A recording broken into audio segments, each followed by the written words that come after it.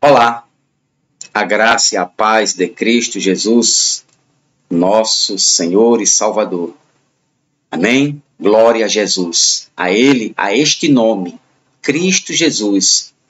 Toda honra, toda glória, todo louvor, todo domínio, toda exaltação e todo poder por toda a eternidade e para sempre. Amém?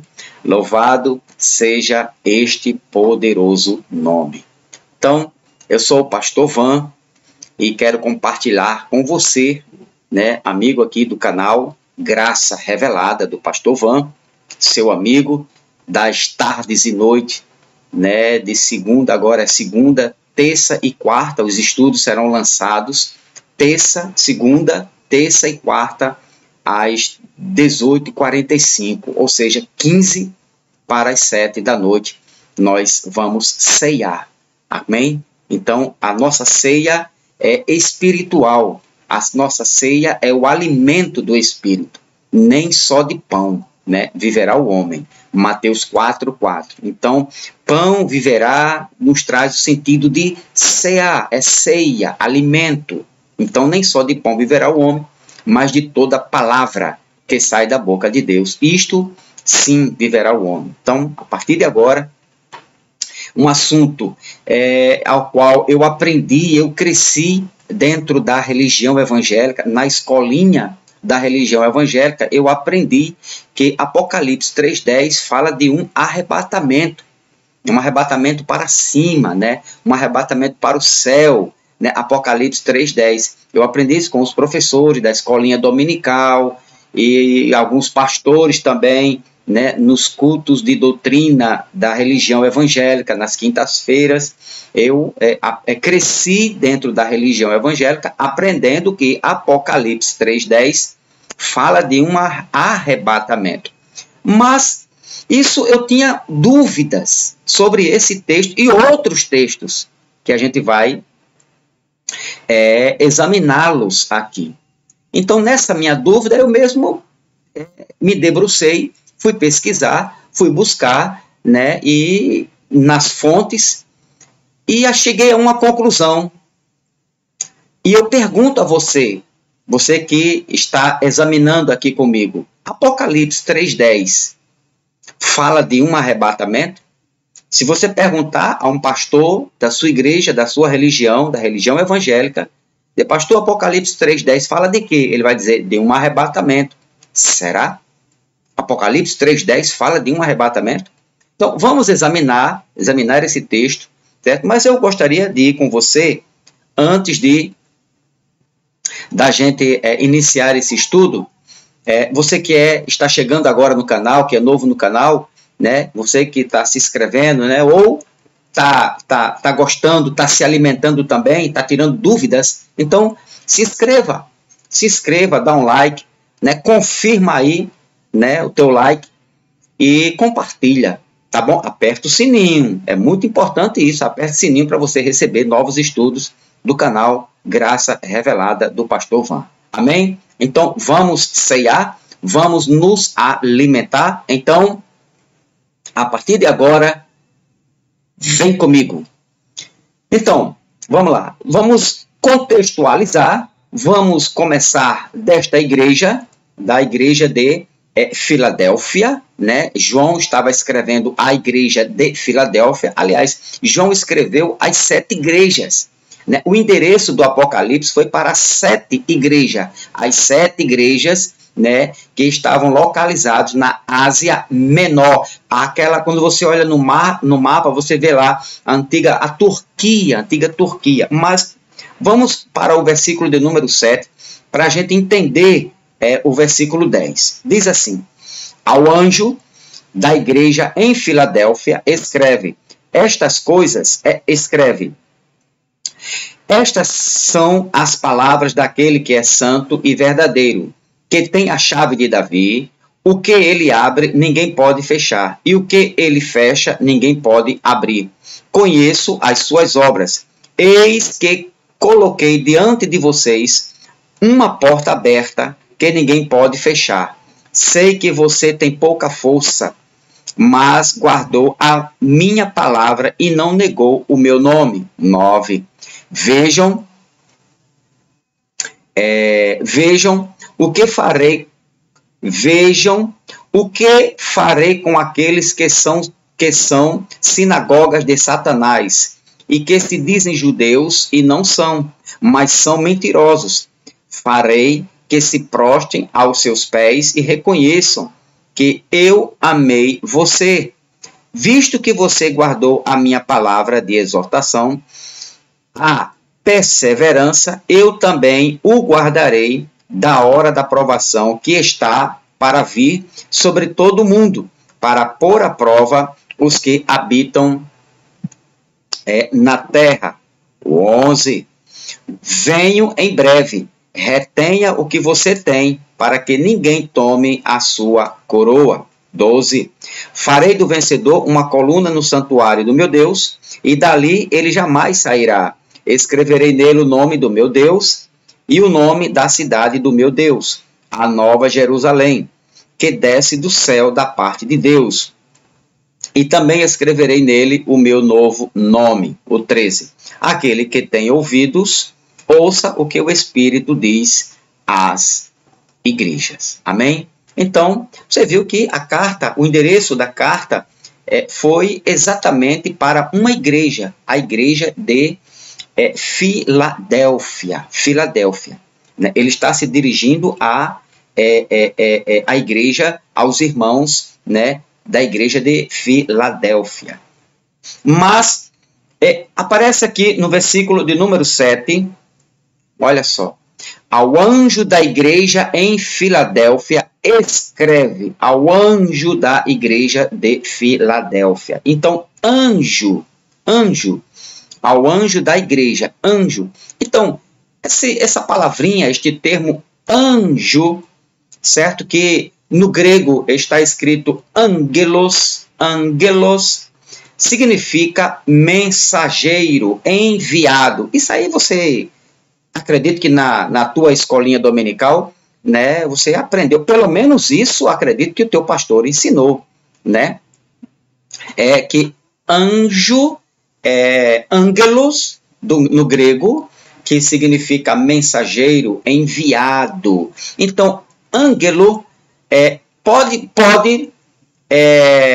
ter uma referência a uma pessoa, ângelo, mensageiro, a uma pessoa. Vamos ver isto aqui em Lucas,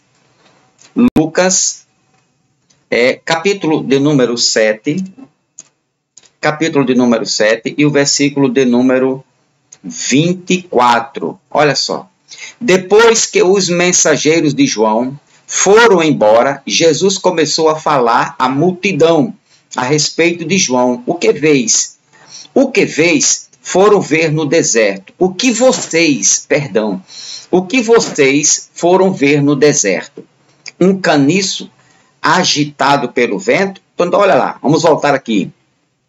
Depois que os mensageiros de João foram embora, os mensageiros, angeloi, no plural. Então, mensageiros. Então, aqui, nesse texto, é referente a uma pessoa, ou a mais de uma pessoa, porque está no plural, mensageiros, angeloi, no grego, ok? Então, ângelos também é referente a um ser sobrenatural.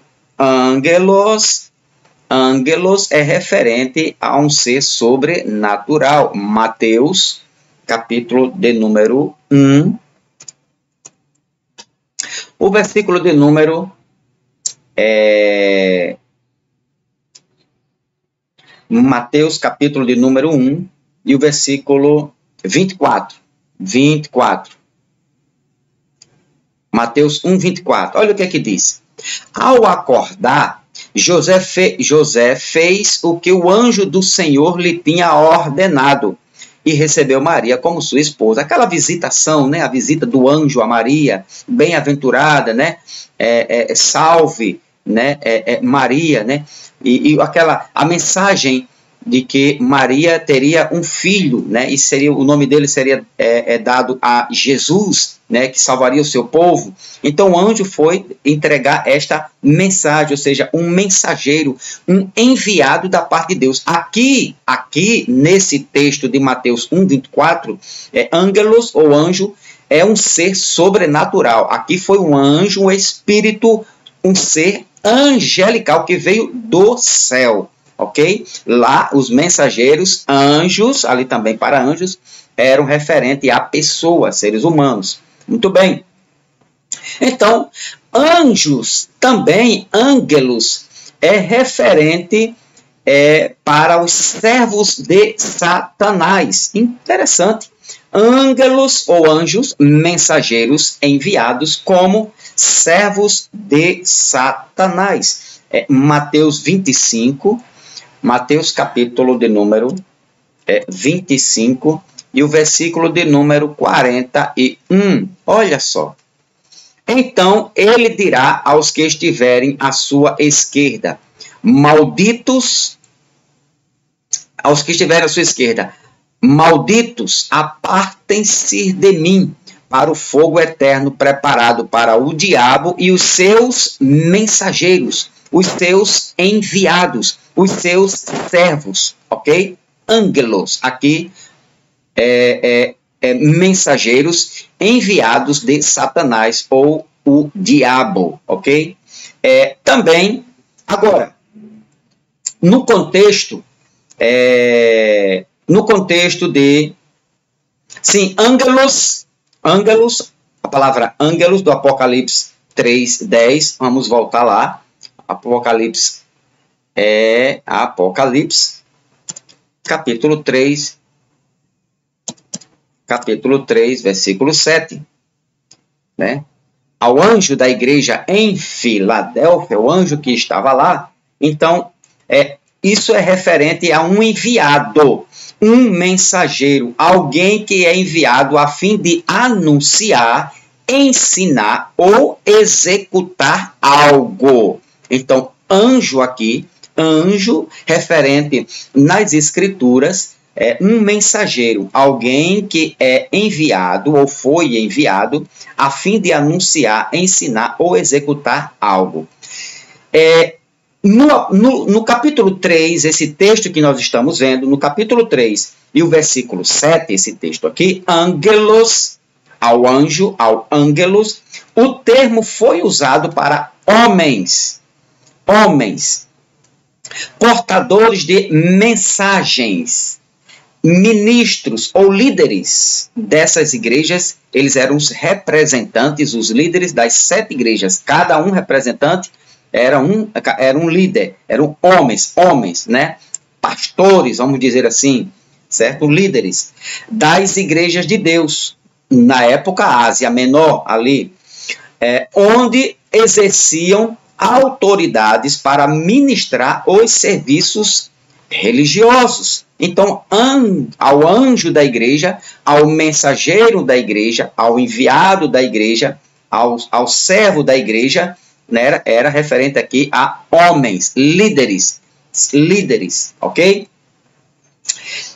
Vamos ver isto aqui no Apocalipse, capítulo de número 1, Apocalipse 1, exatamente o versículo de número 11, olha só, que dizia: escreve no livro que você vê e envia a estas 7 igrejas: Éfeso, Esmirna, Pérgamo, Tiatira, Sardes, Filadélfia e Laodiceia. Então, eles representavam estas igrejas, eram líderes, pastores, homens, certo?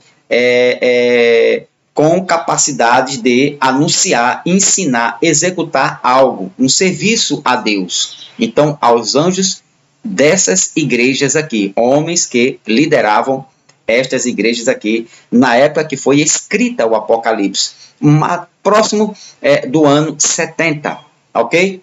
Então, agora olha o versículo 20. Olha o versículo 20. Este é o mistério das sete estrelas que você viu em minha mão direita e dos 7 candelabros. As 7 estrelas são os anjos das 7 igrejas. E os 7 candelabros são as 7 igrejas. Então, é uma linguagem simbólica para dizer, para referenciar as 7 igrejas que eram localizadas lá na Ásia Menor, no tempo de João e do Apocalipse. E as 7 estrelas são os anjos das 7 igrejas. 7 estrelas, né? Que não é, né, como a igreja evangélica diz que vai cair estrela sobre a terra. Né? E usaram até isso aqui para dizer que as 7 estrelas, né, que iam cair sobre a Ásia Menor. Pelo amor de Deus. É que é referente a pessoa, são 7 pessoas, 7 líderes, 7 pastores, 7 homens de Deus que foram dotados para anunciar, ensinar, executar um serviço religioso nessas determinadas igrejas, ok? Então, voltando lá para Apocalipse, capítulo 3, capítulo 3 do Apocalipse, capítulo 3 e o versículo de número 7. Ele diz: ao anjo da igreja em Filadélfia. Por que eu estou fazendo este pequeno resumo? Para você entender se em Apocalipse 3:10 é verdade que o que ensina a igreja, a religião evangélica, que ali haverá um arrebatamento durante a grande tribulação. Primeiro que a grande tribulação já aconteceu. Né? A grande tribulação de Mateus 24, Marcos 13, Lucas 21, a grande tribulação foi local de uma vez para sempre. Jesus disse o que vai acontecer nunca mais haverá. Então, foi para Israel, para o povo judeu, né, uma sentença de juízo, né, que Jesus sentenciou ali, Deus, e julgou a Israel no ano 70, ok? Com o maior sinal, a queda do templo de Jerusalém. Então, ao anjo da igreja em Filadélfia, escreve, este anjo aqui, esse pastor, que iria receber esta carta de João, estava representando a igreja, ou liderando a igreja de Filadélfia. Então, Filadélfia era uma cidade, ou foi uma cidade no centro-oeste da Ásia Menor, certo? A gente viu ali Apocalipse capítulo 1, versículo 11, as 7 igrejas que estão na Ásia Menor. Então, Filadélfia, ela estava localizada no centro-oeste, certo? Assim chamada por causa de seu fundador. Quem fundou esta igreja aqui foi um homem chamado, na época, Átalo Filadelfo, que foi rei de Pérgamo. Esse Átalo Filadelfo era um rei, né, na cidade de Pérgamo, que veio a ficar sob o poder dos romanos, ok? Então, toda esta região aqui desta igreja foi dominada por Roma, mundo romano, tá ligado? Mundo romano.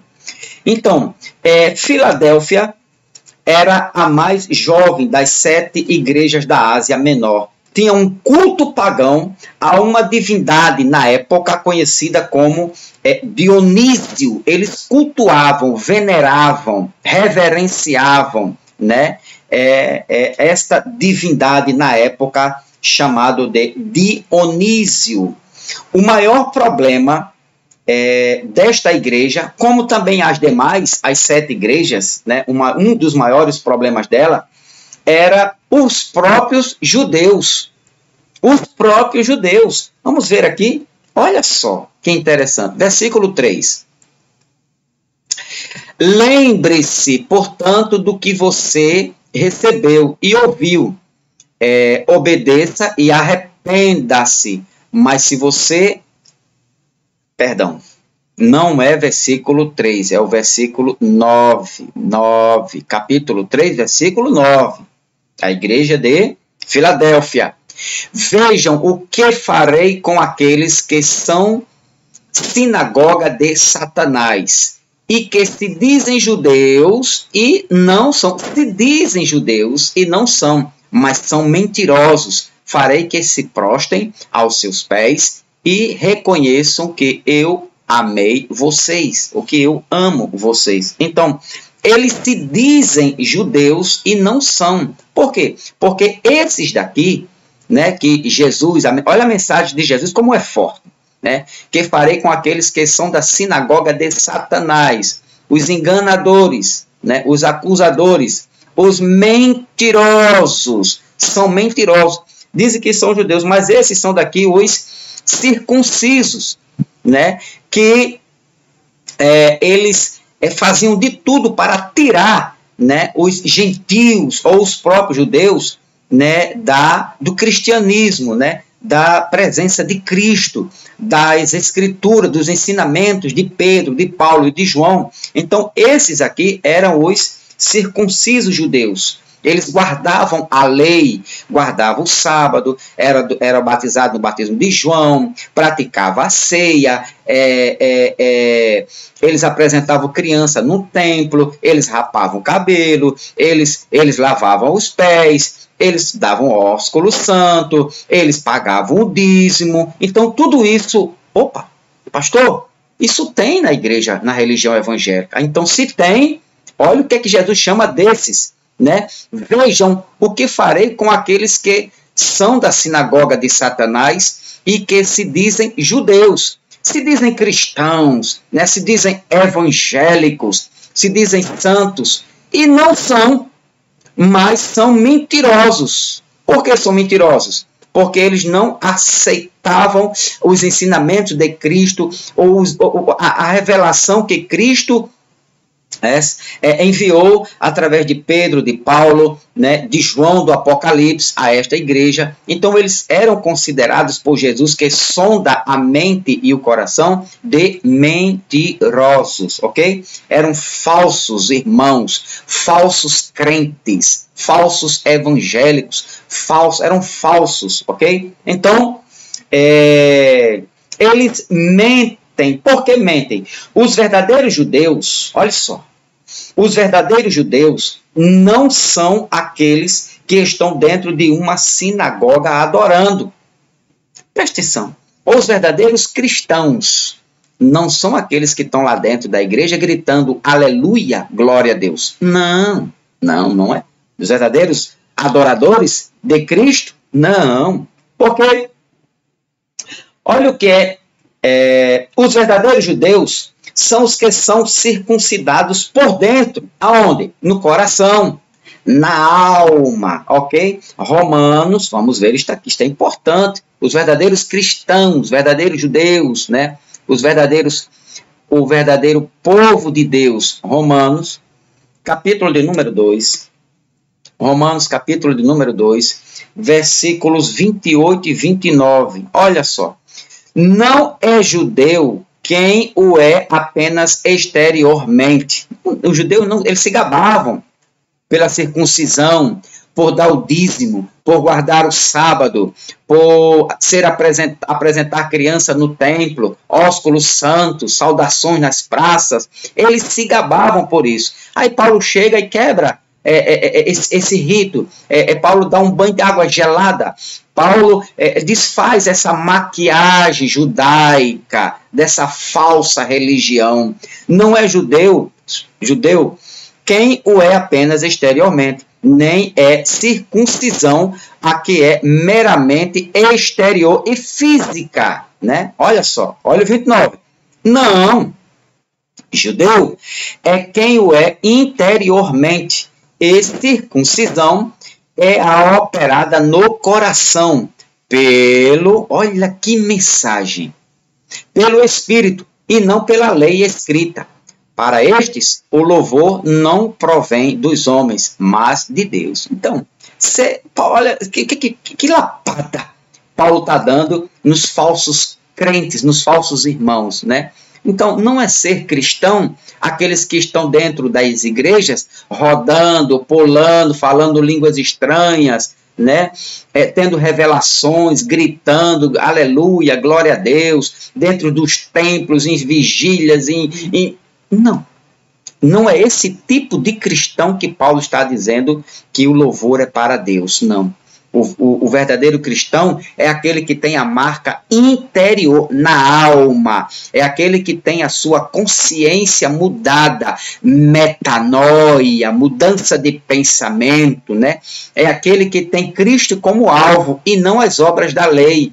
Amém? Não é ser cristão aquele que desce nas águas, aquele que dá o dízimo, aquele que participa da Páscoa, da ceia, que come um pedacinho de pão e um suquinho de uva. Não é esse tipo de cristão que vai morar no céu, mas é aquele que tem a marca, a circuncisão na alma, no coração, aquele qual, repito, o pensamento foi mudado pelas Escrituras, poder de Deus para todo aquele que crer em nome de Jesus. Então,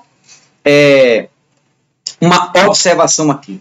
O verdadeiro cristão é todo aquele que é batizado por dentro e não por fora. Olha só o que é que diz Marcos. Vamos ver o que diz Marcos. Marcos, capítulo de número 1. Marcos, capítulo de número 1, versículos 7 e 8. Versículo 7 diz: E esta era a sua mensagem: depois de mim vem alguém mais poderoso do que eu, tanto que não sou digno nem de curvar-me e desamarrar as correias das suas sandálias. Olha aqui, ó, olha a revelação. Eu os batizo com água, mas ele os batizará com o Espírito Santo. Então, o verdadeiro cristão, os que vão morar no céu, os que fazem parte do reino de Deus, do reino de Cristo, os que são selados, separados, predestinados, né? O verdadeiro cristão é aquele que não que foi batizado nas águas. Isso não identifica você, isso não lhe dá certeza de salvação. Isto não lhe dá certeza de vida eterna. Não, nunca deu e nunca dará. Certo? Isso é um engano da religião. Engano da religião. O verdadeiro cristão, o verdadeiro homem, mulher de Deus, é todo aquele que foi batizado com o Espírito Santo. Quando o Espírito Santo há uma metanoia, uma mudança de pensamento, que a Bíblia chama de conversão, mudar de direção, certo? Aquele que andava nos pensamentos pecaminosos, ele quando é batizado com o Espírito Santo, só quem pode fazer isso é o Espírito Santo. As águas não têm este poder e nunca terá. Isto é um engano da religião evangélica, mas as Escrituras nos ensinam, olha aí o texto, que o verdadeiro cristão é aquele que é batizado com o Espírito Santo, aonde há uma mudança de pensamento, uma metanoia. Amém? Mudança de pensamento, conversão, desejo de pecar, agora ele tem desejo de servir ao Deus único e verdadeiro. Amém? Então, louvado seja a Deus. Então, o verdadeiro cristão é todo aquele que é batizado por dentro e não por fora. Por fora, que é a água de João Batista, não vai levar você a lugar nenhum. Só vai indicar a placa da igreja, ou é o que é batizado por fora, leva você por água, o batismo de João, leva você a placa da igreja, leva você a uma instituição, leva você a reconhecer a sua tutela de que você tem um pastor superior a você, leva você, o batismo nas águas, leva você a ser legalista, a você guardar a lei, você lei guarda sábado em algumas, você foi apresentado como criança, vai apresentar a sua família todinha quando crescer, quando nascer, leva você a tomar suquinho de uva e a comer um pedacinho de pão, leva você a tirar o seu dízimo da lei e dar, aonde as Escrituras na Nova Aliança proíbe tudo isso. A verdade é proíbe, você está proibido de dar dízimo, está proibido de descer as águas, de tomar um pedacinho de suco. Proibido por quê, pastor? Pela graça de Cristo, você foi isento disso. Leia as Escrituras, aprenda em nome de Jesus, enquanto é tempo. Então, o verdadeiro cristão é todo aquele que é batizado por dentro, ok? E não por fora. Agora, voltando lá para Apocalipse, capítulo 3, Apocalipse, capítulo de número 3. Olha só agora aqui. Versículo de número 10. Vamos agora para o polêmico. Versículo 10. Apocalipse 3:10. Agora preste atenção. Se liga aqui. Aonde eu pergunto a você agora. Você que é religioso, que é evangélico, que é de qualquer religião. Você que também que não tem religião. Onde você vê um arrebatamento neste versículo? 10 segundos para você olhar, ver o contexto. Se não der, ver um capítulo todo. Se não der, veja o livro do Apocalipse todo. Se não der, veja o Novo Testamento. Se não der, veja de Mateus a Apocalipse. Se não der, leia a Bíblia toda. Mas eu quero que você descubra se aqui tem um arrebatamento. Arrebatamento para cima, subida para cima. Vamos ler.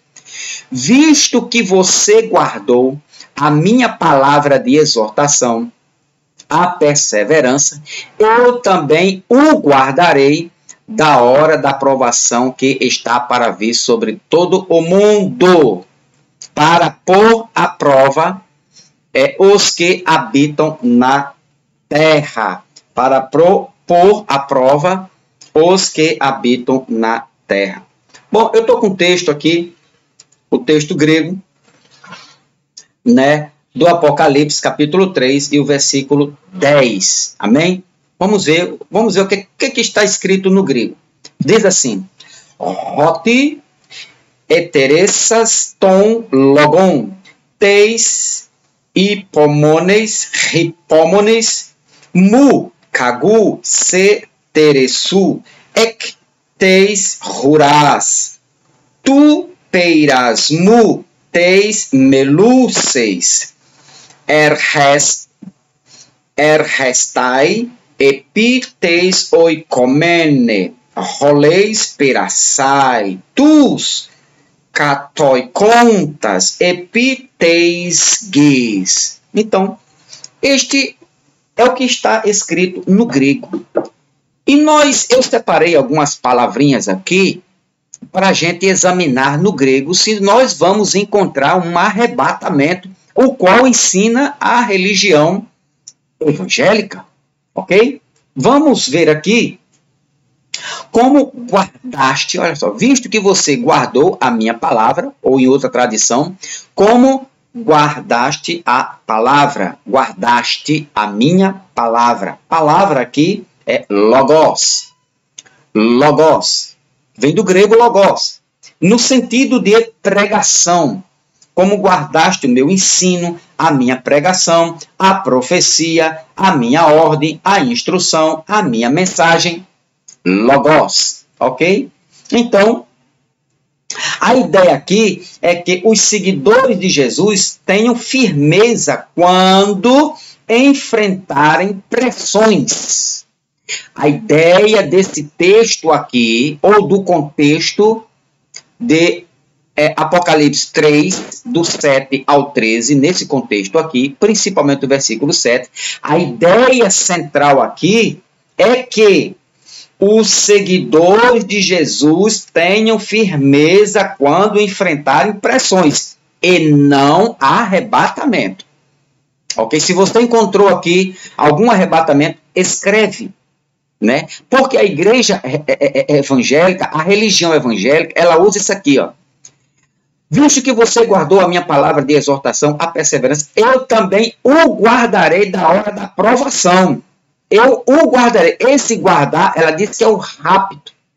É o tomado com força. Né? É o arpazo, o arrebatamento, né? O tomado, aquele que foi tirado, né? Arpazo. Mas não, você está vendo isto aqui? Também o guardarei da hora da aprovação que está para vir sobre todo mundo. Aprovação, eu guardarei da aprovação que está para vir sobre todo mundo. Olha aí, não é sobre todo mundo? Mundo. Você já deu uma espiadazinha no grego sobre esta palavra aqui, mundo? Tenta aprovação, guardarei. Então, Guardaste a palavra, né? Logos, no sentido de que os seguidores de Jesus tinham firmeza, que eles tivessem firmeza quando enfrentassem pressões. E eles já estavam enfrentando pressões sobre pressões, que eles já estavam passando aqui o princípio das dores. Na verdade, eles já estavam entrando na grande tribulação, né? Que decorreu no ano 66, 67, 68, 60, 66, 67, 68, 69 e findou, né, no ano 70, a grande tribulação. Então, eles já estavam passando aqui por severas perseguições. E a mensagem é que eles ficassem firmes nesta hora, que Jesus iria guardá-los, mas não arrebatá-los. Você vai ver isso aqui. Bom, então, vamos dar um time aqui, um stop. Você vai ver no próximo estudo, amanhã, você não pode perder isso aqui.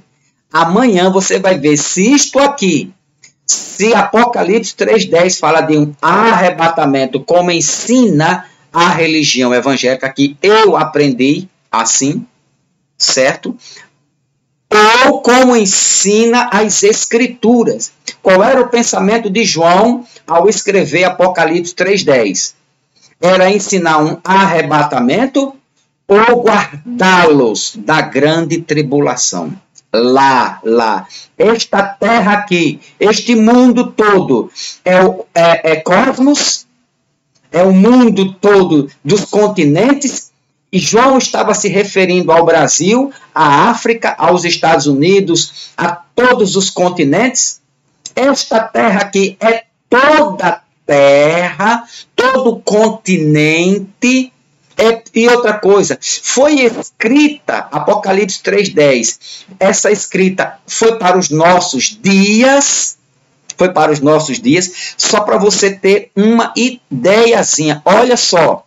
E outra coisa, João, quando escreveu, ele tinha em mente 2.500 anos, ele tinha em mente que este arrebatamento, suposto arrebatamento, ou esta suposta tribulação, que ainda iria acontecer para a igreja evangélica, a religião evangélica, João tinha em mente que seria anos futuros ou estava prestes, já estava acontecendo. Olha o versículo 11.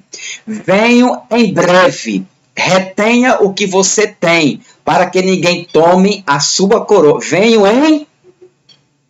Diga, breve. Pergunta à tua pastora o que significa este termo breve no grego.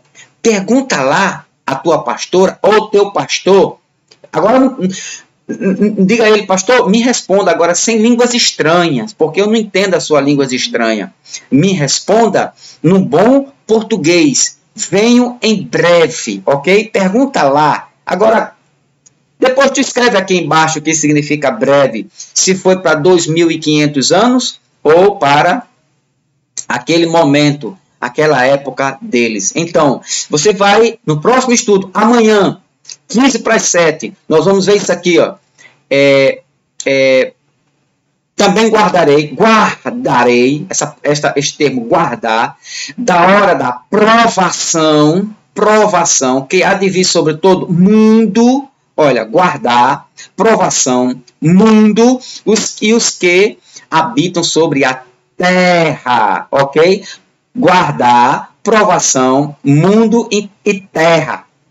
Deixou você curioso? Deixou? Então, amanhã, 15 para... Isso foi apenas uma introdução. 6:15, estaremos aqui, se Deus assim o permitir, para a gente trazer. Só vai dar dois textos, são poucas coisas, duas partes. Dá para a gente papirar um pouquinho, se alimentar bastante e dizer quem está no erro, a religião evangélica ou as Escrituras. Amém? Que Deus continue te abençoando grandemente. Daqui a pouquinho, né, 6:15 da noite. Então, os estudos serão segunda, terça e quarta. Todas as segundas, todas as terças, todas as quartas-feiras, 6:15 da noite. é ceia, é alimento espiritual, Bíblia, Escrituras Sagradas. Amém? Glórias ao nome de Jesus.